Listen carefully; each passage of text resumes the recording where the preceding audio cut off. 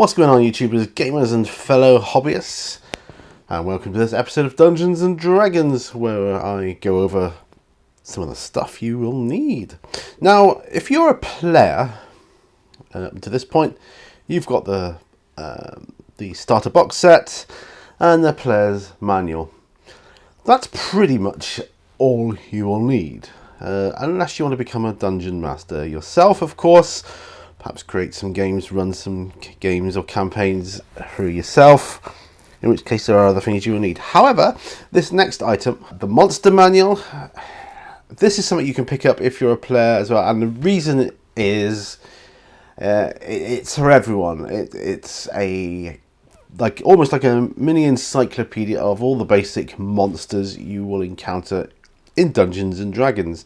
I say that because there obviously are other books with yet more monsters, spirits, creatures, demons, whatever in.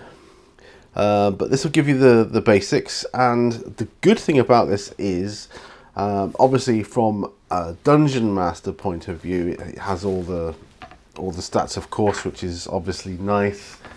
There's terrific artwork, but the nice thing about it is it will tell you about, give you a little bit of background behind each creature, where they come from, what they are, what they're about, what their weaknesses are, what their strengths are, and just give you a little bit about their motivations, and rather than just haphazardly placing them in your dungeons or whatever, you can pick specific monsters, and they can be at a certain place in a certain time for a reason. Like if there's like a fire monster or a rock monster or something, you happen to be in that kind of environment. It's kind of cool for that, So yeah, it's a wealth of information in here, and it's obviously in alphabetical order. You got your contents page here, which is nice.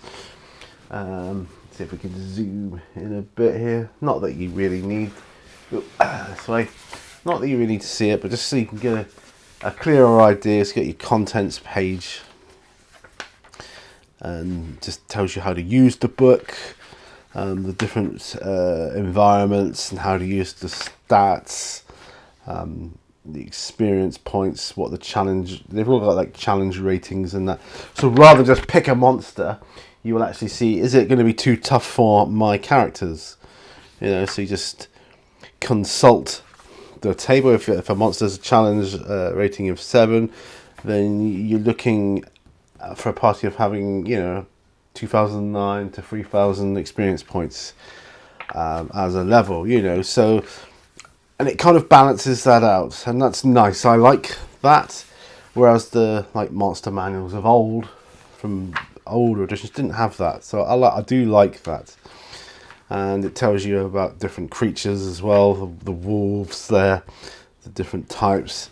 There's a good bit in here about giants as well, and different types of giant, and how, I don't know if I'll be able to find it, but I doubt it very much, because when you want to find something, you can't find it, right? But maybe, I don't know. Yeah, here we go. Giants. That's good, because just before we get to the different types of giants, it gives you a nice little indicator of how big they actually are. So like hill giant, fire giant, stone giant, frost giant, cloud giant, storm giant. Who's the biggest? So you got hill giants being the smallest, but they're obviously still big. Up to storm giants, which are the bigger ones, and and obviously about each one and so on. So that's kind of cool. Yeah, so a handy book for sure, even if you're not a DM. I would say if you're going to be a DM, then it's a must. Whether you pick this up before you pick up the Dungeon Master's Guide, I don't know, and you've really got to decide that yourself. I would say as a group, of players, at least have a collection of the core books between you. That way, you can play your games. But myself, I am a bit of a collector, a bit of a collecting nut. I like what I like, and so I tend to collect that. I've used this quite a bit, this monster manual, and myself I'm ready to move on to the next stage, but yeah, so lovely book, lovely to have, and I recommend it. I do recommend it, but as these books are, as you know, they're quite pricey, so you must prioritize which order you get them in yourself. But yeah, it's a brilliant book. I love it, and I can spend a lot of time just whiling through it, reading through it, and saying, "Oh, I didn't know that. I didn't know that giants did this, or such and such a dragon was like that way inclined, or whatever." Very, very handy. Great to have the knowledge, so that when you face the monsters, you can strategize better in combat and so on.